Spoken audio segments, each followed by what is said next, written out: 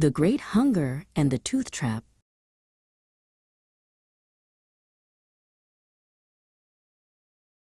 The cat rules of life are simple. Rule number 1. When your food bowl is empty, you meow loudly until it is refilled. Rule number 2. A sunbeam is a gift and must be enjoyed. Rule number 3. The humans are your servants. They are there to serve. So when I woke up and the sun was barely up, and my dish was completely horrifyingly empty, I knew what to do. I performed my most insistent, demanding meow. I went to the bed. I tapped Gulsen on the face. Nothing. Then I tried Levent. He looked at the clock, sighed, and then, "I can hardly type this." He shooed me away. He even picked me up and placed me outside the bedroom door. The indignity and the hunger. I was starving, and it wasn't even 7 a.m. My stomach felt like a hollow drum. My whiskers drooped with disappointment.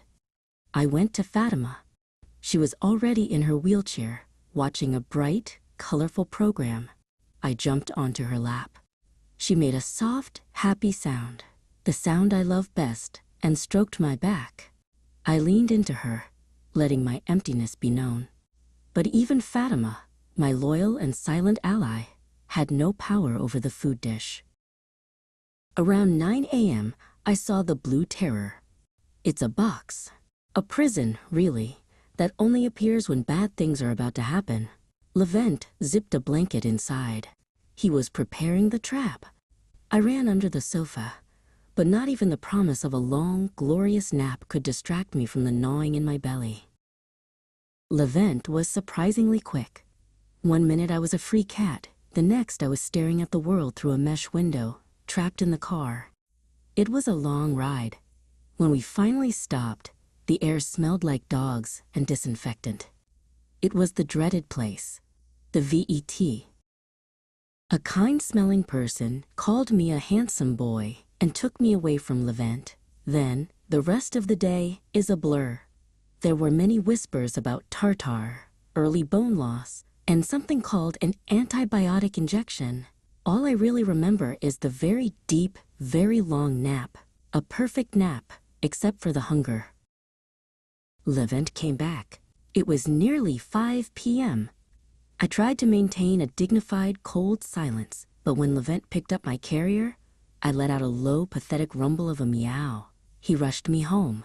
The second that box door was opened, I shot out. The bowl, the beautiful, overflowing bowl. I ate so much, I nearly floated. Then I found Gulsen and Fatima. Fatima was making her happy sound again, pointing her chin towards me and rocking a little in her chair. Gulsen was sitting on the floor, looking relieved. I wanted to forgive them, but the memory of the dreaded place and the unthinkable hunger was too fresh.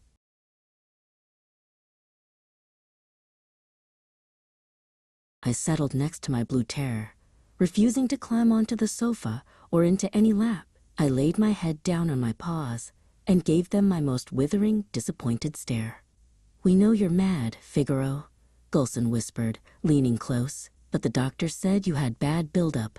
It would have hurt you later. We did it to prevent pain, my brave, handsome boy."